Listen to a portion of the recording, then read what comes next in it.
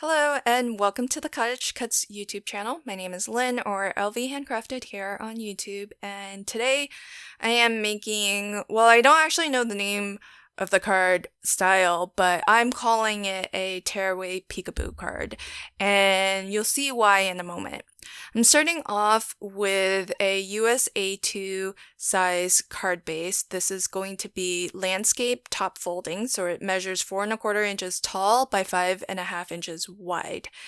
And I'm inking sort of a daytime sky. So I've got tumbled glass, and then I'll follow this up with broken china. And the reason why I'm only inking up this band of sky in the center is because a good portion of this card front is actually going to get covered up.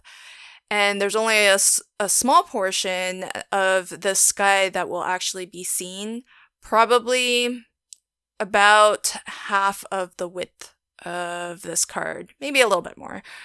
And so you don't really need to ink up everything.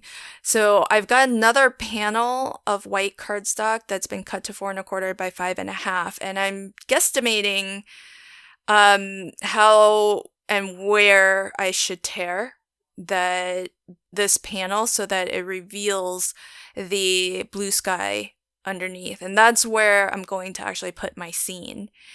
And so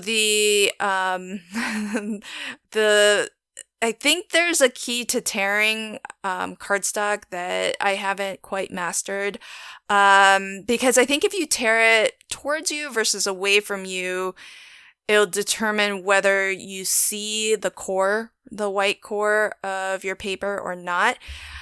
Thankfully, I'm using white cardstock, so it doesn't really matter. But if you are using a colored cardstock for this technique, you might want to be consistent about how you tear so that whether or not you see the white core of your cardstock will be consistent on the top and the bottom. So I'm going to try to position my Christmas tree, which I've already assembled. If you do want to see the coloring and assembly of all of these elements, you can pop on over to my channel. I leave all of that prep work in my version of this card making video, and so all of that's at the beginning. So once you're done watching here, you can, if you're interested, pop on over to my channel and see that. But the way that I prepped these pieces is I die cut them out of plain white cardstock that I lined with double-sided adhesive. So that's why there's already adhesive on the back of the Christmas tree. And then I colored it in.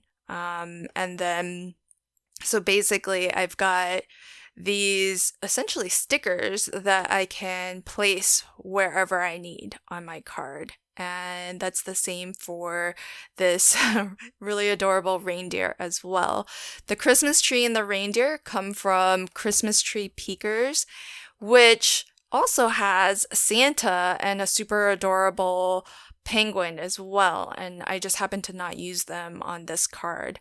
The other set that I'm using is Christmas puppies, which have a lot of different puppies in all sorts of positions, and so I've picked a couple of them, and I even assembled one of the Santa hats. The Santa hat wasn't designed for the puppy that I am using, so I decided to put it on the reindeer instead, and it fits really, really well.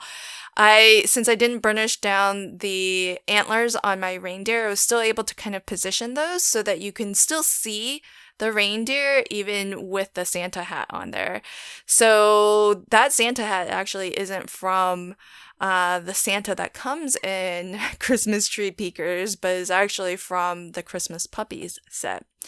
So the last puppy that I have, he's just a head that you see off to the right side there. Later, off camera, I will also, because he does come with two little paws, because he's actually peeking up from behind another puppy that's in that set. So I thought it would be fun to put him as part of the Christmas tree scene so that he's peeking out from behind the tree. This top panel here, I'm going to line with just some of my low profile foam. So this is, I buy it in sheets that I just then cut down, and it's only 1 millimeter thick, so pretty thin. And the portion of the front panel that I tore away, I trimmed off about 1.5 inches of that so that I can still have that nice effect of the curled paper. But I want to leave room because I do want to put the puppy that we see from the back side, I want to put him to the left of that torn or ripped paper. And I'm going to position that puppy as if he's the one tearing this little panel. And so that's why I've sort of trimmed off a little bit of that so that I have room for the little puppy. So what I'll do is use this is just a glue dot that I'll put onto the side here. And it had curled up, and by trying to straighten it out, this glue dot is super sticky. I peeled off a little portion of it, so I just added a second glue dot and a little bit of liquid adhesive just to really make sure it's got a nice permanent hold. And I'm positioning my puppy so that it looks like a corner of that torn edge is in his mouth. And I want to do the same for the little birdie here, but I want for the bird to feel like it's flying, and most of the bird has to actually be off to the left of that panel, the curled panel. So I'm cutting down just some strong acetate. You can use clear plastic packaging too if you want. And I attached it with some red line tape to the panel. And then I attached my bird to that acetate. So now the bird looks like he's floating mid-air. So the bird is actually from a third set. It's from a snowman set. I'll leave links to everything in the description box below. And now is probably a good time to also mention that if you caught my previous video, we were giving away the one of the Christmas die sets. So if you want to see if you won that, go ahead and check the description box below. I'll leave the winner's name in the description box so you can check to see if you've won. From this video, CottageCutz will be giving away the Christmas Tree Peekers die set. So if you want to have a chance to win that die set, please like this video and leave a comment below.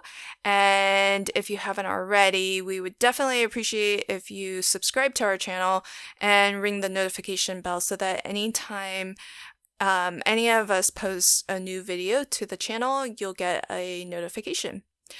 The last thing I'll add to this card is the sentiment. So this is part of the Merry Christmas with Shadow. I'm not using the shadow on this card because I have plenty of contrast between the red and the white of the card panel. And it's great because the whole word is connected, and you have some flexibility. If you want to stack the words Merry Christmas, you can, or you can have it in a straight line as I have it here, but at least the entire word is connected, so it makes it pretty easy to position onto your card. And here's a final look close up of this card. I love this look and this effect. I don't know how I'm going to put this card in the mail. It just might be one that maybe I give to our neighbors and we just hand deliver it because there's just so much dimension. I would hate for it to get crushed in the mail. I hope that you enjoyed this video, and if you did, please like, comment, and share. And of course, we would love if you subscribe to the CottageCutz YouTube channel. Thanks so much. Until next time, happy crafting and have a fantastic day. Bye.